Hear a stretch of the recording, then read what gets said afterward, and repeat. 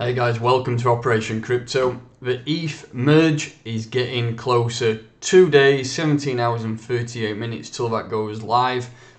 Give or take probably an hour or so, depending on the current block and then the block difficulty and a few things that facts it. So we can't do it exactly to that second, but it is very, very close now and it's going to be happening within the next 3 days. So with that, we need to understand what's going to go on with price action. And I put this chart out probably a week ago now saying, look, we was hanging around this level here of resistance. These dotted lines are the lower time frame levels of support and resistance, and the thick black lines are mainly weekly and daily levels.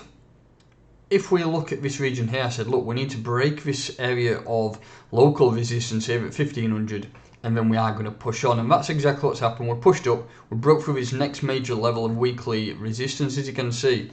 If we go further back here, this is a tough level that I was expecting it to take a while to get through, and so far it was a major support level there, and if you look at current times here, we have broken out, but we've come back to retest that level of support now. So what goes on this week? You would expect that we start to see some significant gain, because this is a massive thing. This is one of the biggest things that's happened in crypto throughout all of its history. I mean, the flip from POW to POS is absolutely massive, and not just for Ethereum, also for some of those layer 2 projects. We've got Metis, we've got Matic, with some fundamentally strong assets which really can benefit from this. And in terms of TA, things ain't looking too bad, to be honest. I mean, if you look at a bigger picture and you zoom out and have a look at ETH, like, we have seen some assets do major drops, but if you look at this from a very high to very lows, there's an 80% drop there. But if you look at current times, we're already back to around 63% drop from the highs, and if you're looking to regain that all-time high, we've got to do about another 185%, which is not a considerable amount really in crypto. Things can really start to get moving before you even batter an eyelid. So looking at this current level now, we have broken out of this level of resistance, which is now flipped to support. If we can stay above 1728, I'm still expecting a push up towards 1900 and then potentially at $2,300. That is another level of weekly massive resistance here. As you can see, it was a major support level back here, resistance here, and support around here. And there's so many wicks that touch that line. It's crazy. So that's an area where I think the price is going to push up to 2300, just about around there. So, I mean, the line is estimated around $2,317. If you're looking for buys, then I think now is a good time to potentially open some longs with a tight stop loss, because it's very indecisive. We do know that globally, economically, everything's in shit state. Markets are in shit state, crypto is in shit state, but this is one of those events that could potentially flick that switch and start pushing us up.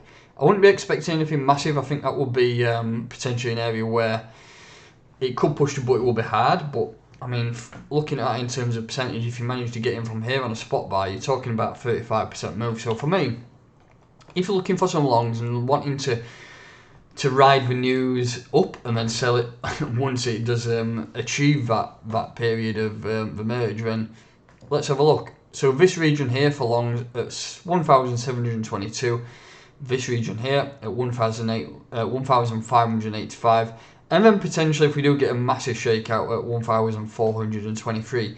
Those are three levels that we could potentially look to get some decent gain. So I mean, if we pump from there up to that region, you're talking a 62% move, and that's without any leverage at all.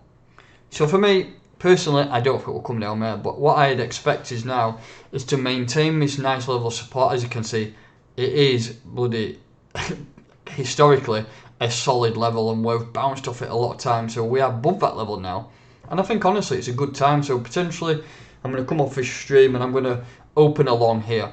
I'm going to set it at around 1727, see if we can get another wick down, and I'm going to ride it. I've TP1 at around 1952, around that area, see all these bottoms and then this top here, and then TP2 is going to be 2317. Those are my two levels which I'm going to target.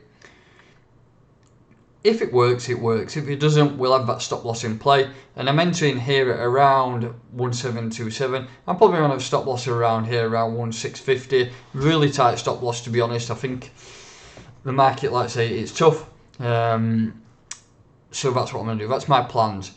Ultimately, we are going to go up. depending on what goes on the macro outlook, if it brings us down. There's a big week on this week. We've got CPI data, we've got the ETH merge, we've got some other shit going on. So there's a lot going on, and it is a big week. And for me, that's what my plan.